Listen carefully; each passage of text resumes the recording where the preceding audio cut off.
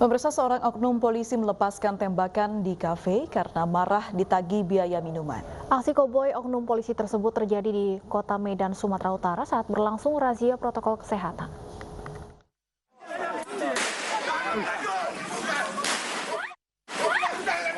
Suara tembakan dari salah seorang oknum petugas kepolisian bukan untuk membubarkan massa, melainkan diduga sebagai pelampiasan amarah karena diduga tak mau membayar tagihan minuman keras yang ditenggaknya. Peristiwa ini berlangsung saat tim Satuan Tugas Penanganan COVID-19 di Kota Medan menggelar razia tempat hiburan malam. Tidak ada korban jiwa dalam peristiwa penembakan yang terjadi di tempat hiburan di Detonga, Jalan Sei Belutu, Kecamatan Medan Baru, Sumatera Utara ini. Menurut saksi mata, suasana panas ini terjadi setelah salah seorang karyawan mengejar oknum polisi untuk membayar tagihan minumannya. Ia ngotot karena takut dipotong gaji. Mapolda Sumatera Utara dan Polres Binjai berjanji memeriksa oknum polisi berinisial MJ berpangkat brigadir. Kita sampai sekarang belum mengetahui informasi, tapi kalau ada begitu tentu tidak boleh. Kalau kita ketahui orangnya, nanti kita sampaikan ke Propam supaya itu diselidiki. Jika ditemukan pelanggaran hukum, pihak Mapolda Sumut akan memberikan sanksi tegas terhadap oknum polisi tersebut. Dari Medan, Sumatera Utara, Aminur Rashid, iNews melaporkan. Ya, pemirsa, aksi koboi oknum polisi di kafe mengingatkan kita pada aksi penembakan di Jakarta pekan lalu yang menewaskan 3 orang. Ya, salah satu korban tewas merupakan anggota TNI, sementara pelaku penembakan yang merupakan anggota Polsek di Jakarta Barat dalam kondisi mabuk berat.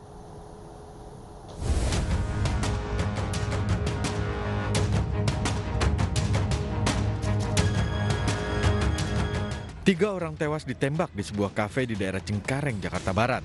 2 korban yaitu FS dan M merupakan pegawai kafe, sementara 1 korban lainnya SN adalah anggota TNI Angkatan Darat yang masih aktif.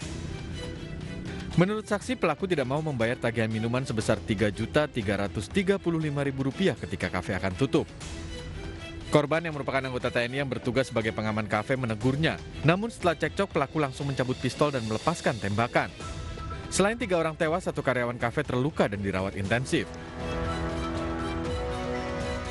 Usai kejadian, tim Inafis Polda Metro Jaya menggelar olah tempat kejadian perkara untuk mencari barang bukti tambahan. Berlangsung selama 1 jam, olah tempat kejadian perkara dijaga ketat polisi dan TNI. Sejumlah barang bukti seperti botol dan barang korban dibawa oleh petugas. Atas kejadian ini, Kapolda Metro Jaya Irjen Pol Fadil Imran menyatakan akan menindak tegas tersangka penembakan Bribka CS dan melakukan proses hukum sesuai dengan aturan, hingga nantinya akan menjalani sidang kode etik. Sudah ditetapkan sebagai tersangka. Kasus pasal 338 KUHP. Sebagai Kapolda Metro Jaya, atasan tersangka, saya menyampaikan permohonan maaf yang setinggi-tingginya kepada masyarakat, kepada keluarga korban, dan kepada TNI Angkatan Darat. Sementara Kapendam Jaya Letkol Herwin Budi Saputra menyebut TNI akan mengawal proses penegakan hukum dan proses pemeriksaan tersangka di Polda Metro Jaya. Pomdam Jaya untuk tetap mengawal pemeriksaan maupun penyidikan yang dilakukan oleh pihak Polda agar permasalahan ini diselesaikan secara hukum yang berkeadilan. Pesan ini disampaikan agar satuan jajaran di bawah Kodam Jaya maupun yang ada di Jakarta tidak membuat isu-isu yang dapat merusak stabilitas keamanan di ibu kota. Kini tersangka menjalani pemeriksaan intensif untuk mempertanggungjawabkan perbuatannya. Tim Liputan iNews melaporkan. Pemirsa, video penembakan pengasuh pondok pesantren di Malang, Jawa Timur viral di media sosial. Dan hingga kini peristiwa tersebut masih dalam penyelidikan polisi.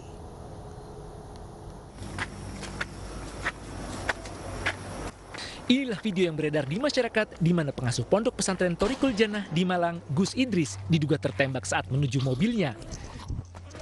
Selain tersebar di masyarakat melalui aplikasi pesan singkat, video ini juga diunggah oleh akun YouTube Gus Idris Official. Bahkan setelahnya, menyusul video kesaksian dan analisa yang dikeluarkan pemuda-pemuda yang diduga sebagai santri Gus Idris. Nggak tahu kalau mau kita juga akan melihat sejelas-jelas mungkin. Karena kemarin waktu kita di lokasi langsung, itu juga kan kita nggak terlalu memperhatikan juga. Kita di situ waktu itu kan semua panik akan keselamatan Gus Idris. Dan kali ini kita akan coba memutar video pasca terjadinya itu. Sementara menurut Polda Jawa Timur, dari penyelidikan sementara, video ini hoax, namun polisi masih terus menyelidiki. Namun sejumlah warganet menemukan beberapa kejanggalan. Hingga kini belum diketahui apakah video ini prank atau benar terjadi penembakan. Namun di akun Gus Idris sudah muncul video informasi bahwa dirinya baik-baik saja. Dan pemirsa, terkait video penembakan Gus Idris di Malang, Jawa Timur, kita akan membahasnya bersama narasumber yaitu Pak Roy Suryo, pakar telematika. Selamat sore, Bang Roy. Ya, selamat sore. Selamat sore. Baik. Juga pemirsa. Bang Roy, terkait video yang sudah beredar, yang mana disebutkan diduga video penembakan Gus Idris. Menurut Bang Roy seperti apa ini? Video asli atau tidak? Ya, pertama kali keluar kemarin ya, saya sempat kaget juga sih, karena kalaupun itu dikatakan video sebenarnya, memang beberapa petunjuk bisa digunakan. Misalnya sebelum kejadian itu ada mobil silver melintas di belakang kendaraan yang putih ya kan, beliau kan mau naik kendaraan putih di Gus Idris, terus ada kendaraan silver melintas. Tapi ini ada tapinya. Ketika kemudian terjadi penembakan ya, suara itu terdengar sangat dekat ya gitu. Artinya sangat dekat tuh begini. Kalaupun itu dari kendaraan yang melesat itu, seharusnya suaranya tidak sedekat itu. Itu yang pertama. Yang kedua, kalau dikatakan reaksi dari para pengikut atau peserta santrinya, saya melihat adanya reaksi yang tidak menunjukkan kekhawatiran atau ketakutan gitu, karena malah mengatakan tembakan gitu. Jadi santuy gitu ya, gitu reaksinya ya gitu. Jadi ada refleks yang memperlihatkan ini kejadian natural begitu ya, Bang Roy? Iya, jadi artinya agak kaget juga loh, kok sedemikian santuinya gitu ya. Tapi kalau itu memang benar-benar terjadi ya astagfirullah ya. Tapi setelah kemudian saya cermatin lagi, kalau memang benar itu kejadian penembakan ya, tentu penembaknya adalah orang yang sangat mahir ya. Kalau itu dari mobil silver yang melesat tadi, karena jaraknya pun pasti sudah agak lumayan jauh, suaranya juga tidak bisa sekeras itu ya gitu. Namun kalau ini kemudian disebut terakhir adalah hoax, waduh, menurut saya kenapa efek ngeprank ini ya itu sampai dilakukan, dan itu diunggah di akun official ya. Artinya di akun Gus Idris official. Jadi saya sangat menyayangkan kalau memang ini akhirnya prank ya gitu. Meskipun dikatakan baik-baik saja, itu kan ada dua kemungkinan. Baik-baik setelah ketembak beneran, atau baik-baik karena memang nggak ada apa-apa gitu ya. Jadi artinya kalau dari video itu kemungkinannya sih memang masih debatable, tetapi saya melihat ada beberapa kejanggalan atau ada beberapa keanehan kalau itu terjadi penembakan beneran. Gitu. Saya belum mengatakan kalau itu palsu, tetapi kalau itu penembakan beneran masih question mark ya, masih belum bisa dipastikan. Baik, sebelum kita melanjutkan perbincangan kita lagi, ini ada informasi terkait penembakan Gus Idris. Pemirsa, Polda Jawa Timur menyatakan peristiwa penembakan Gus Idris adalah hoax. Ya, saat ini kondisi Gus Idris dikabarkan dalam keadaan baik. Kenapa kami nyatakan hoax? Jadi dari fakta-fakta yang kami temukan, itu ada dua unggahan video. Yang pertama itu hari Senin, sekitar jam 22.30 malam, itu video itu isinya adalah menceritakan bahwa Gus Idris itu ditembak oleh orang yang tidak dikenal. Kemudian diuploadlah oleh suatu akun yang ada di YouTube. Nama akunnya adalah Anggi Sri. Nah, terkait berita itu menyebar bahwa Gus Idris adalah tewas ditembak. Tapi pada hari Selasa jam 4 itu juga ada video lagi, unggahan video lagi yang durasinya 29 menit yang menyatakan Gus Idris tidak tertembak dan dalam keadaan sehat-sehat saja. Jadi dapat kami pastikan bahwa video tersebut adalah hoax. Jadi kami minta kepada masyarakat untuk tidak. Iya, Bang Roy, ini cukup penting. Kami akan lanjutkan dialog bersama dengan Roy Suryo, pakar telematika. Bang Roy, tentunya ini cukup membingungkan keterangan dari polisi menyatakan informasi ini hoax, kemudian Gus Idris dalam kondisi baik-baik saja. Artinya apakah kita perlu menelusuri apakah benar identitas pria yang tertembak dalam video ini benar adalah Gus Idris? Ya, betul. Jadi artinya kan saya memang tidak mengenal secara pribadi beliau ya gitu. Tapi artinya kalau dari video yang bersangkutan kan nampak juga ketika pada kondisi quote and quote setelah suara tembakan itu kan ada seseorang yang ngerebah gitu ya. Seseorang ngerebah, terus kemudian dikerumuni orang lain dan kemudian nampak wajahnya ya, wajahnya sangat jelas gitu. Nah, kalau itu memang benar kejadian dan kalau itu tertembak ya, tertembak itu juga pasti nanti ada ujinya ya, misalnya apakah benar itu ditembak dari misalnya dikatakan mobil server yang melintas tadi. Uji balistik pasti juga akan bisa ketemu seberapa sudut penembakannya dan tembakannya ada di mana. Kalau itu bisa terjadi di dada ya, apakah memang ada video yang menunjukkan luka tersebut di dada ya, apakah luka tembakan tuh harus keluar darahnya banyak atau tidak ya gitu. Tapi sekali lagi saya melihat reaksi dari para santri yang ada di sekitar itu agak tidak menunjukkan kalau itu tertembak gitu ya. Jadi reaksinya tuh. Baik, tapi kalau dari keterangan polisi tadi, Bang Roy, memang betul bahwa kondisi Gus Idris saat ini baik-baik saja, tidak sudah ditembak begitu. Berarti sudah dipastikan video ini tidak benar adanya. Tapi kita melihat lagi mengapa video ini dibentuk atau dibuat, apakah bisa berubah menjadi perkara? Betul. Jadi artinya kalau memang benar ini tidak ada apa-apa. Meskipun kalimat baik-baik saja itu ada dua kemungkinan ya. Baik-baik saja itu artinya kan orang yang ditembak kemudian baik-baik saja juga ada. Ya, tetapi kalau misalnya kalimatnya adalah video Gus Idris tidak ditembak dan dalam kondisi sehat luar biasa, nah itu lain perkara. Tapi kalau baik-baik saja itu bisa saja memang sudah ketembak, orang yang ketembak pun kalau tembakannya pas tidak mengenai sesuatu yang signifikan, tebukan vitalnya mungkin dikatakan baik-baik saja. Tapi yang jelas begini, ya saya melihat memang semenjak kemarin malam ya, ini diunggah malam kemudian ribut itu memang ramai di timeline di Twitter juga saya sempat di info beberapa orang, Mas tolong diselidiki. Tapi begitu saya lihat juga menurut saya ada sesuatu yang aneh gitu ya. Keanehan saya adalah melihat pada posisi suara ya, suara kejadian ya, itu kalau itu memang benar suara tembakan, suaranya seharusnya tidak sekeras itu ya gitu. Yang kedua adalah reaksi kejadian setelah terjadinya penembakan dalam tanda kutip. Karena kalau ditembak mungkin jatuhnya itu juga akan berlawanan dengan arah tembakan gitu. Misalnya ditembak ya tidak kemudian langsung merebah gitu, tapi bisa juga terhuyung ke depan juga bisa gitu ya. Dan kemudian yang ketiga adalah bagaimana situasi kejadian setelah penembakan. Nah, kalau memang ini hoax, kalau memang ini perang ya, saya setuju agar misalnya kepolisian mengusut akun-akun yang memang sudah viralkan itu. Misalnya tadi yang disebut ada akun yang pertama dan yang kedua adalah ketika sudah diunggah kepada akun yang ofisial. Jadi artinya supaya tidak membuat kehebohan atau kegaduhan di masyarakat. Saya setuju untuk diusut artinya apa yang terjadi sebenarnya dan motivasinya apa gitu ya gitu. Kemudian karena semalam memang sudah heboh, semalam sudah viral. Baik. Gitu ya, tapi kalau Bang Roy sendiri melihatnya tujuan pembuatan video semacam ini biasanya seperti apa sih? Apakah demi konten kah atau ada tujuan lain? Atau ingin viral ya, Bang Roy? Ya, tapi menurut saya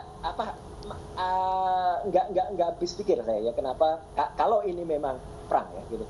Kenapa seorang ulama ya, seorang Gus gitu ya, itu kemudian apalagi memiliki pondok pesantren dan itu disebut barusan mengunjungi atau melakukan aksi di tempat nyai apa gitu ya, itu kemudian harus ngeperang kayak gitu kan nggak masuk di akal kalau di kita ya gitu. Artinya di saat-saat seperti ini kenapa harus membuat seperti itu. Tapi kalau memang itu tujuannya biasanya memang untuk konten ya, memang untuk kemudian YouTube-nya biar banyak yang like ya, biar banyak yang subscribe dan kalau banyak subscribe, banyak yang nge-like kan ada keuntungan finansial di situ. Kalau memang ini yang terjadi dan kalau memang keuntungan finansial yang dikejar, menurut saya sungguh sangat tidak pas ya gitu menurut saya ya apa yang dilakukan. Ya Baik. Saya berharap sih bukan itu ya gitu, tapi kalau memang itu terjadi dan saya malah mendesak sekarang, tolong kepolisian kalau bisa mengusut dengan segera ini ya gitu kejadian di Jawa Timur ini, karena agar supaya ini tidak menimbulkan persepsi, karena semalam itu sudah terjadi ada berbagai ibaratnya pendapat-pendapat mengatakan wah ini lagi-lagi gitu ya, lagi-lagi ada ulama di gini. Wah, menurut saya ini ada yang mulai memprovokasi gitu ya. Tapi Baik, ada sosok atau tokoh agama yang terseret dalam video ini. Apakah perlu si yang bersangkutan ini konferensi pers untuk memberikan hal yang sebenarnya begitu, Bang Roy? Saya kira himbauan dari iNews ini benar sekali ya. Jadi artinya saya sangat berterima kasih, appreciate karena ini diangkat di iNews TV. Jadi artinya kalau beliau mendengar ya, Gus Idris mendengar, ada baiknya melakukan tabayun ya, atau menjelaskan ya, atau klarifikasi terhadap apa yang terjadi. Ya, klarifikasi itu memang sekaligus bisa mengklarifikasi atau bisa menjernihkan suasana. Karena kalau itu memang bukan dari pihak yang bersangkutan, clear. Tapi kalau itu ternyata memang dari pihak yang bersangkutan, ya apalagi ini kan videonya kan tidak hanya terjadi pada beberapa detik. Video ini kan sudah dibuat mulai dari jalan sebelumnya. Jadi seolah-olah ada persiapan gitu ya. Ada persiapan quote and quote, ada persiapan sebelumnya.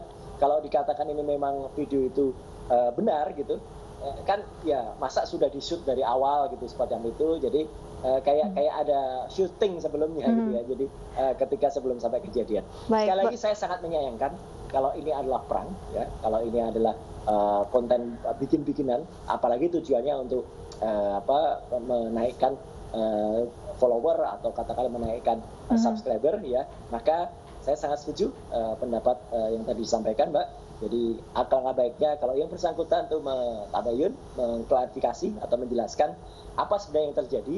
Kalau memang benar ditembak ya mungkin bisa menyampaikan apa yang terjadi, tapi ya kalau menurut saya kalau itu bukan ditembak ya kemungkinan apa Bang Roy ini bisa menjadi pelanggaran ITE? Ya bisa, karena sudah membuat kegaduhan atau kehebohan. Ya gitu, kegaduhan atau kehebohan itu kan juga bisa melanggar ya. Sama seperti, mohon maaf ini kasus yang lain, sama seperti para buzzer yang kemudian sempat kemarin sebelum presiden kita apresiasi ya mencabut lampiran tentang Perpres tentang miras itu, kan juga sampai beberapa hari itu kayak si Denny Siregar dan lain sebagainya malah mengadu domba masyarakat Papua ya, dan lain sebagainya. Itu juga harus ditindak karena membuat kegaduhan.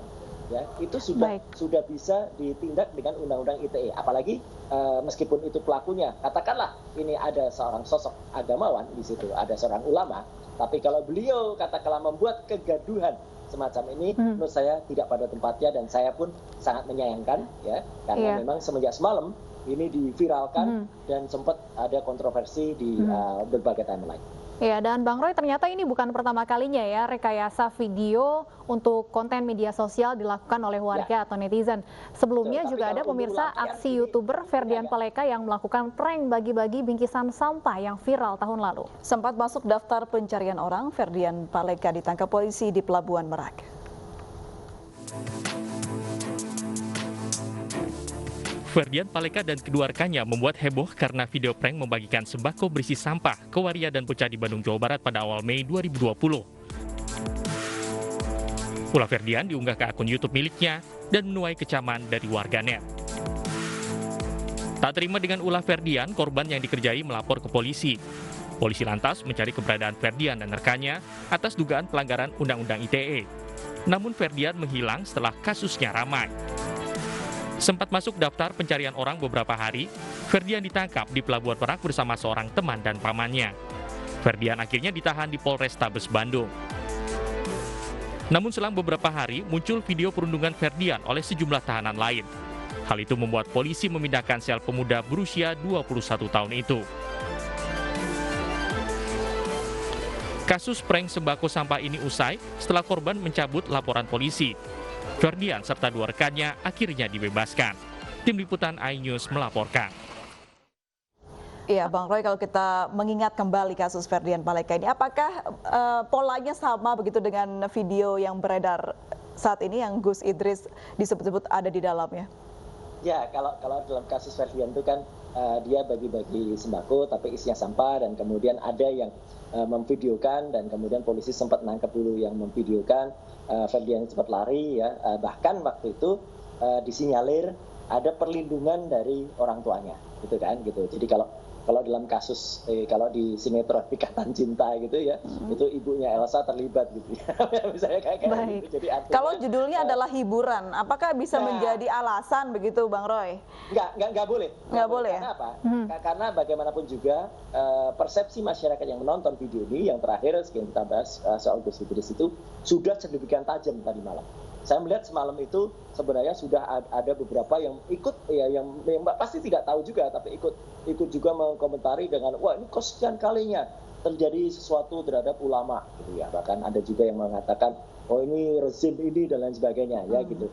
Saya juga sempat mengatakan nanti dulu ya, ada komentar saya nanti dulu, kita cek dulu videonya, dan ketika saya mengecek itu ya, memang ada pertanyaan gitu, kok yang pertama adalah kenapa video ini seperti sudah satu skenario dari awal itu sudah tersulut ya.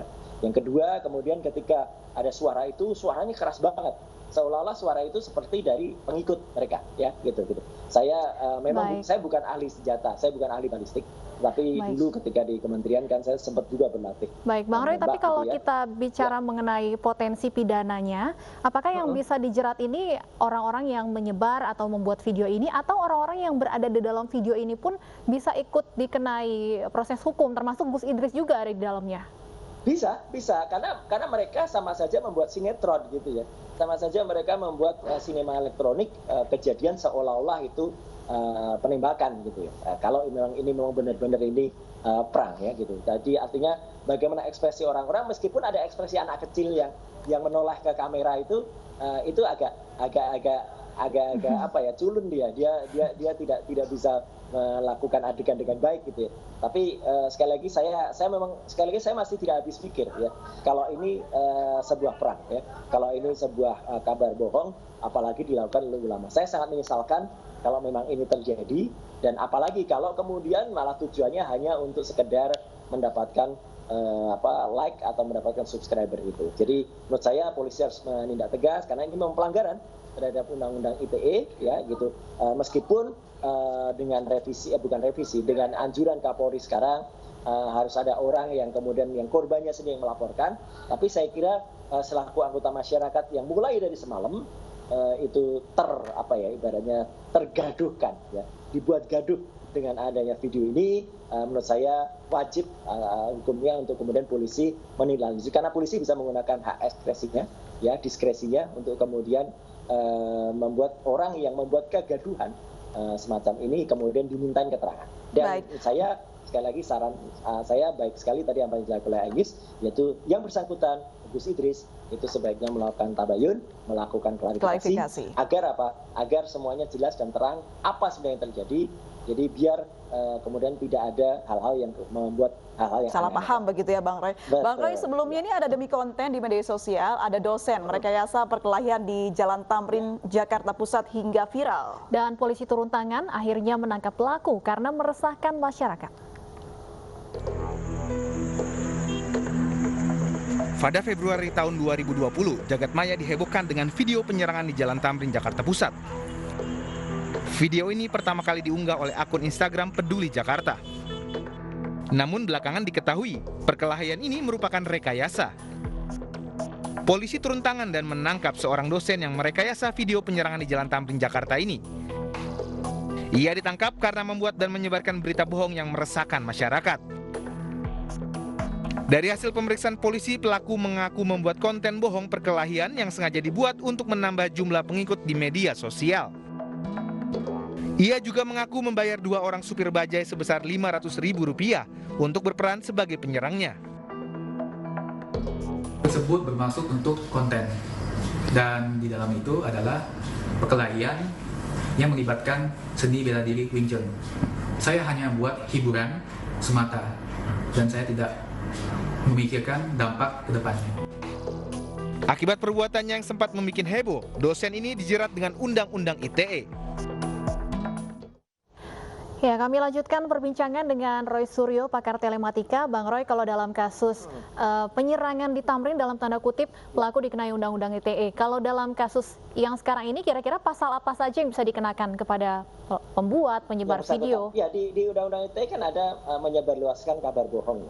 Jadi artinya kan persepsi orang yang pertama kali melihat video tertembaknya ulama itu kan pasti melihat ini sebuah kekerasan atau sebuah persekusi terhadap seorang ulama. Nah, ini bisa panjang karena kemudian nanti bisa ditambah-tambahin seperti semalam tuh ada yang wah ini sekian kalinya terjadi gitu. Jadi ini bisa kemudian menimbulkan gesekan di masyarakat atau setidaknya menimbulkan kegaduhan atau menimbulkan persepsi buruk di masyarakat kepada semua pihak termasuk kepada aparat keamanan gitu kan, berarti kan keamanan di sekitar Malang itu menjadi tidak aman atau tidak kondusif. Jadi ini cukup, ini sudah bisa kemudian dilakukan penyelidikan sampai kepada penyidikan yang terjadi ya kalau memang ini benar-benar tidak terjadi ya, kalau ini benar-benar hanya rekayasa atau sebuah sinetron ya. Karena apa? Karena memang tidak boleh orang kemudian membuat kegaduhan apalagi tujuannya hanya untuk menambah follower ya atau menambah konten dia supaya konten dia tuh menjadi heboh dan kemudian dia mendapatkan keuntungan apalagi keuntungan finansial. Dan hal semacam ini Mbak, ini memang tidak hanya terjadi di Indonesia ya. Di luar negeri juga orang pada membuat konten di YouTube ini aneh-aneh gitu ya. Mohon maaf ini, ada yang kemudian menginjak-injak orang tuanya ada yang kemudian melakukan kejahatan yang agak sadis terhadap binatang juga ada. Ya, meskipun konsekuensinya macam-macam. Ya, misalnya mereka kemudian dibully oleh kelompok pecinta satwa, dibully oleh para pecinta orang tua dan sebagainya. Tapi tujuan mereka tercapai. Tujuan mereka videonya heboh, kemudian subscribernya menambah, keuntungan finansialnya dapat. Kan itulah hukum di YouTube, ya kan gitu. Begitu YouTube tuh kalau followernya sudah ribuan, puluhan ribu, bahkan jutaan. Nah, mungkin dalam bayangan mereka akan shortcut saja pengen jadi seorang Atta Halilintar. Jadi keuntungan yang dikejar begitu ya Bang Roy ya? Iya, keuntungan dikejar dan itu yang memang tidak bagus, pendidikan yang tidak bagus dari orang-orang yang ingin mengejar keuntungan cepat untuk menjadi seorang YouTuber. Ya, Bang Roy, kalau misalnya kita melihat bagaimana Undang-Undang ITE ini masih dalam proses revisi, ada mungkin saran yang bisa ditambahkan untuk bisa hal-hal seperti ini tidak lagi terjadi di Undang-Undang ITE kita? Yang pertama, kalau soal revisi, saya terus terang agak pesimis ya. Revisi itu benar-benar dilakukan, karena toh akhirnya hanya muncul tentang tafsir ya, gitu. Tafsir bagaimana menafsirkan ITE atau bagaimana kemudian himbauan terhadap kepolisian untuk selektif memproses. Jadi apalagi Undang-Undang ITE kan sudah kesekian kalinya mau direvisi. Saya pun ikut merevisi tahun 2016 dulu ya, dan kemudian sudah di MK beberapa kali dan isinya tetap seperti itu. Yang jelas begini, himbauan saya adalah seseorang itu tidak bisa instan. Seseorang itu sebaiknya adalah melalui sebuah tahapan atau proses. Atta Halilintar sekalipun kan juga tidak instan. Dia juga bergerak pelan-pelan mulai dari followernya sedikit demi sedikit, kemudian lama-lama menjadi banyak dan sekarang memang yang menjadi yang terbanyak ya di Asia Tenggara. Tapi artinya kan itu tidak proses tidak instan. Kalau dikatakan apakah tidak pernah kepleset ya? Mohon maaf harus dikatakan Atta pun pernah kepleset ya gitu. Atta waktu itu ada video ketika dia bukan mengajarkan, memberi contoh sholat yang salah. Baik, tetap harus bijak dalam bermedia sosial juga menggunakan platform media sosial. Terima kasih Bang Roy Suryo sudah bergabung dan berbincang bersama kami. Mohon maaf sekali waktu kita terbatas. Selamat sore.